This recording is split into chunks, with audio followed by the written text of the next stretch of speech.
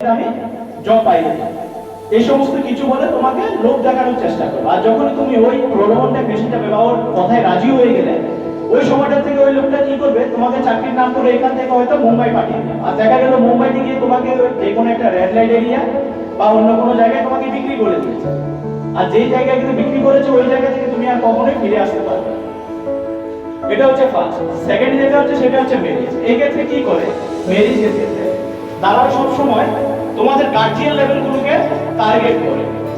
আমাদের অনেকেরই মা বাবা এখনো এমন রয়েছে যারা এখনো মানে পড়াশোনার ক্ষেত্রে অতটা অগ্রসর নয় বা যারা এখনো নাম সইটা ঠিক মতো করতে পারে না, আছে না অনেকে।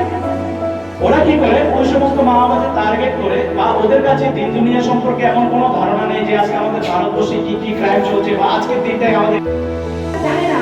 আমি যে পড়াশোনা শিখলাম, আমার ছেলে মেয়ে যখন আমার সাথে পড়াশোনা করতে বসবে, তুমি যদি কোনো তোমার ছেলে মেয়ে যদি কোনো ভুল ওয়ার্ড পড়ে, তুমি তাহলে তাকে ধরিয়ে দিতে পারবো?